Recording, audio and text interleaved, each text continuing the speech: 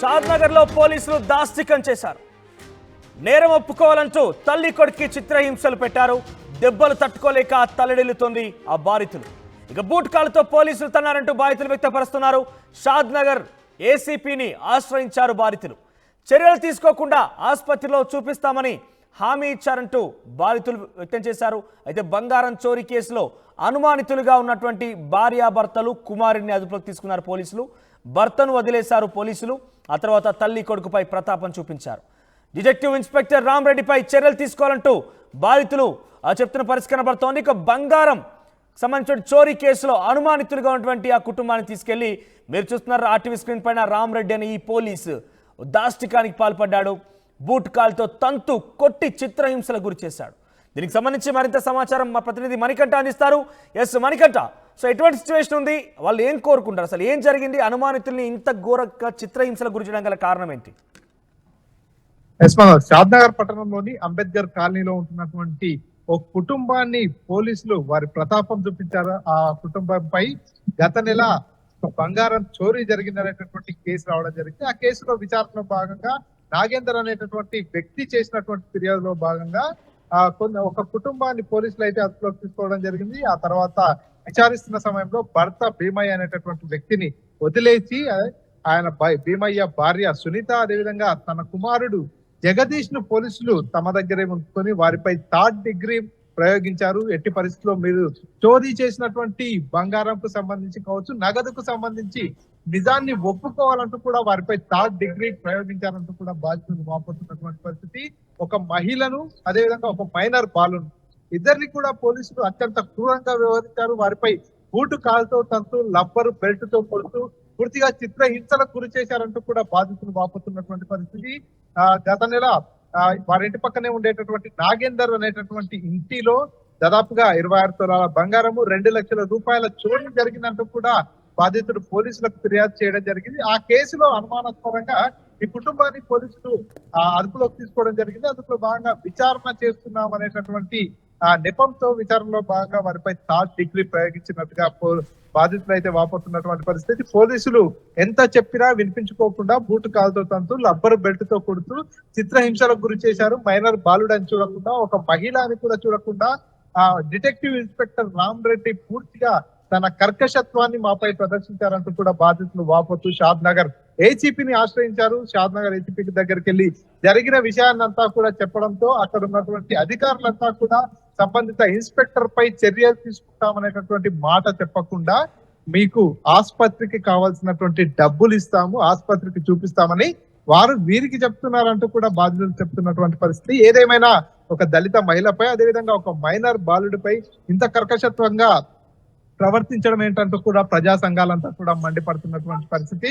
పూర్తిగా ఒకవేళ వారు నిజంగానే దొంగతనం చేసి ఉన్నట్టయితే చట్టపరంగా వారికి ఎటువంటి శిక్ష వేయాలో అటువంటి శిక్ష వేయాలి. కానీ ఇంటరాగేషన్ పేరుతో మహిళపై, మైనర్ బాలుడిపై 3rd డిగ్రీ ఎట్లా ప్రయోగిస్తారంటూ కూడా ప్రజా సంఘాలన్నీ కూడా ప్రశ్నిస్తున్నటువంటి పరిస్థితి. డిటెక్టివ్ ఇన్స్పెక్టర్ రామరెడ్డి అనుమానితుల్ని ఇంత ఘోరంగా చిత్రహింసలకు గురి చేయడం అనేది ఏమైనా ఎక్కడ కూడా చూడలేదు. అనుమానితులు ఇంత ఘోరంగా చిత్రహింసలకు గురి చేస్తారా?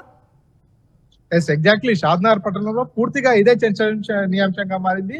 వారు దొంగతనం చేసినట్టుగా నిరూపణ కాలేదు, వారిపై అనుమానంతోనే కేసు నమోదు చేసినట్టుగా తెలుస్తుంది. 10 రోజుల నుంచి కూడా కస్టడీకి తీసుకున్నట్టుగా కొంతమంది చెప్తున్నటువంటి పరిస్థితి. కానీ వారిని ఇంతవరకు కూడా రిమాండ్ కు పంపించట్లేదు. కానీ వారిని పూర్తిగా ఈ విచారణ పేరుతోనే వారిపై చిత్రహింసలు గురి చేస్తున్నారు అనేది స్థానికులు కావచ్చు, అదేవిధంగా అనుమానితుల దగ్గర ఏమైనా నగదు దొరికిందా? ఏదైతే చోరీ గురైనటువంటి బంగారం అంటున్నారో అదేమైనా దొరికిందా వాళ్ళ దగ్గర? ఇంట్రాగేషన్ లో ఈ డిటెక్టివ్ ఇంట్రాగేషన్ లో వారి నుంచి ఏమైనా సమాధానం దొరికిందా?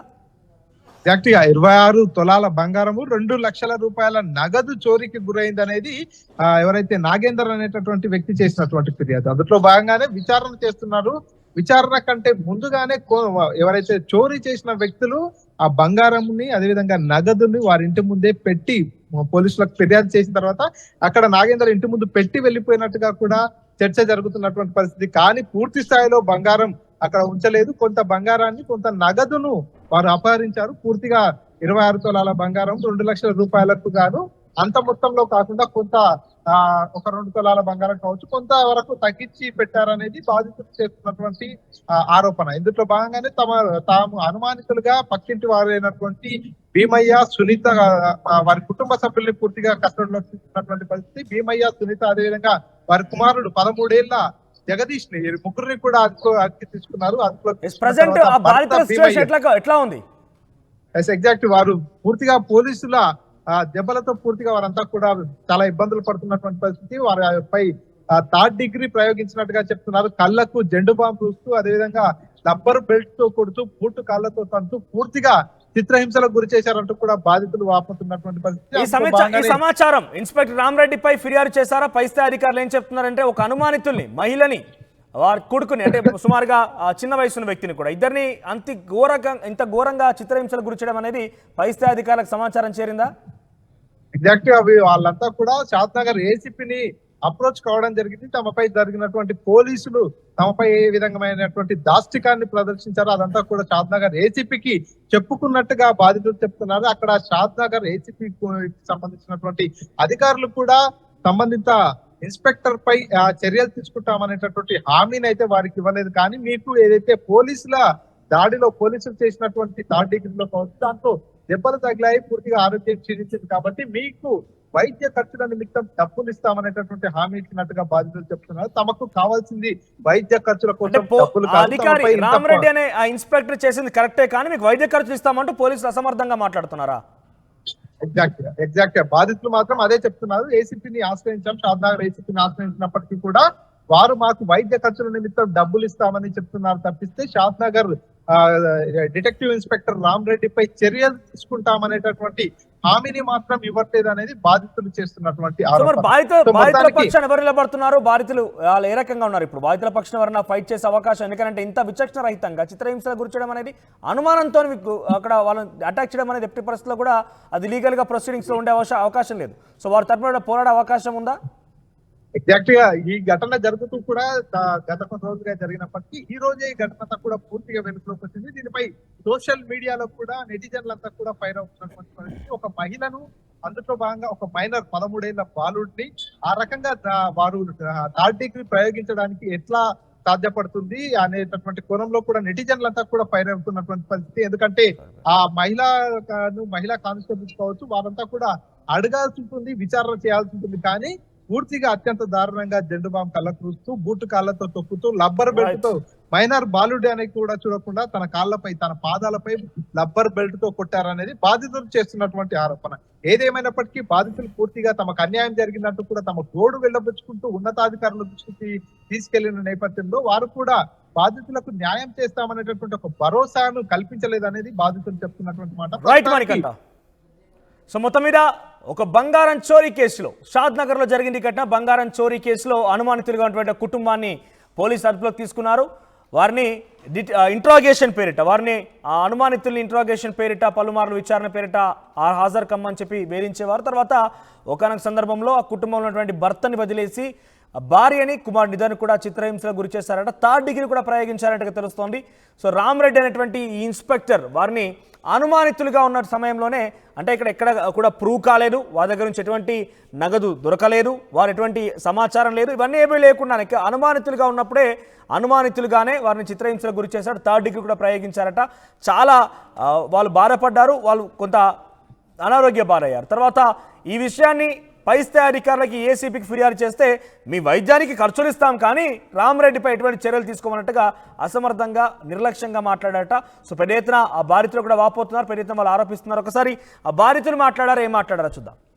అది క్రికెట్ ఆడే బాగా లేకుండా సార్ అవి ఇక చేతులే మన నీకు వస్తలేవు, ఇక కాళ్ళు ఇట్లా పెట్టించు, కాళ్ళు దగ్గరికి వస్తలేదు సార్, 2 ఇళ్ళు పెట్టించి గాజులన్నీ వీపిండ్రు, అమ్మితే తీసిండ్రు. ఇక ఆడామె మధ్యలో పట్టుకోమంటే ఆమె మధ్యలో ఇట్లా నిలబడ్డది, తలకాయ ఇరికించుకున్నది, ఇట్లా లేపిర్రు. ఇక మళ్ళా కట్టె పెట్టింది కాక ఓసారి ఇక 2 కాళ్ళు పెట్టిర్రు, ఓసారి మళ్ళీ కట్టె మీద కళ్ళగలని ఇట్లా కాళ్ళు పెట్టిర్రు. ఇక ఆ కాళ్ళు కలిగిరు, ఇది ఇట్లా కట్టేసారు, నేను ఏం చేస్తా, ఇది ఇట్లా మూసింది, ఇక నేను ఏం చేస్తా సారు. అద్దెకుల కోపలేక ఎవరెవరి పేరు చెప్పిందంట, నాకైతే మత్తులే సారు. నీ కాలు ముక్తానన్నింటిలో బయట ఏరి దొంగతనం చేసినట్టుంటే నేను ఆమె చచ్చిపోతా సార్. కానీ వాళ్ళ ఇంట్లోకి వెళ్ళి మాత్రం చక్కగా ఈక్వేరింగ్ చేసుకొచ్చి నా ఇంట్లో ఎవరు పెట్టి అదొక్కరు గుర్తు తెచ్చున్నాను.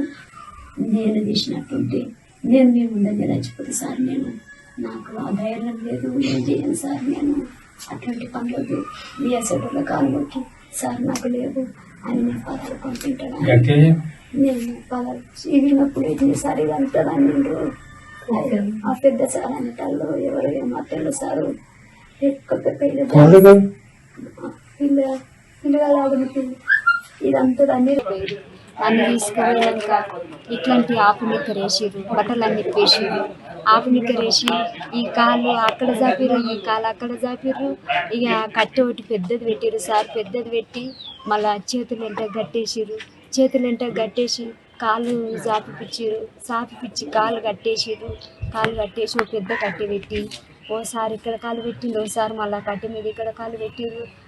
మేడము మధ్యలో వద్ద నెత్తిరికించుకున్నది. ఇక నెత్తిరికించుకున్నాక సార్ ఇంట కూర్చుని పెట్టిర్రు. ఇక కొడతా ఉంటుంది సారు. అంత ఘోరం మాత్రం కొట్టద్దు సారు. మస్తు కొట్టిర్రు సారు. బట్టలకి కొట్టిర్రు అంటే ఒక ఆడపిల్లను నేను చేయని శిక్ష అనుభవిస్తున్నా అంటే నాకు ఇవ్వద్దు సారు. మీ కాలు మొక్కి 10 రూపాయలు అడుకొని నేను బతుకుతా కానీ నేను ఇట్లాంటి పనులు చేయను. నాకు వద్దు సార్. నా ప్రియానికి ఆపరేషన్ అయింది, నా మోహన్కి పాన మంచిలేదు, నా కాలు ఇరిగిపోయింది సార్ అంటే ఇటంగా నమ్ముతలేదు సార్. వాళ్ళు కాలు ఇరిగిపోయిన ఇంకా నాకు పెట్టింది సార్. నాకు మొత్తం నేను నడవనీకి వస్తలేదు. ఇంకోసారేమో ఏదైనా వేసి తన్నిండు దమ్ము వస్తుంది నాకు మాట్లాడాలంటే. అంటారు ఆపేస్తారు ఎంత ఇష్టం వచ్చి పట్ట చేతులు కొట్టిరు. ఒకసారి కొట్టిండు పట్ట. ఇక ఇట్లా అయితే మొత్తం కాలు దగ్గరికి ఇట్లా గుంజుకుంటే కాలు దగ్గర గుంజుకుంటున్నారు ఏమి అంట అని కాలు మళ్ళీ కట్టేసి అట్లే కొట్టారు సార్. 2 గంటల వరకు 9 నుంచి 2 గంటల వరకు కొట్టుడు నడిపి ఎందుకు నడివే కాళ్ళు మళ్ళీ ఎన్నుకోలేక అయితే నడువు అంటారు. నాకు నడవనికి వస్తలేదు, నువ్వు ఎన్నుకోపోతుంది. ఎవరిని కొంచెం నీళ్ళ తడి చేయరంటే కొంచెం నీళ్ళ తడి చేస్తారు, కొడుతురు. నీళ్ళ తడి చేస్తారు, కొడుతురు సార్. అంత ఘోరం మాత్రం కొడుతురు.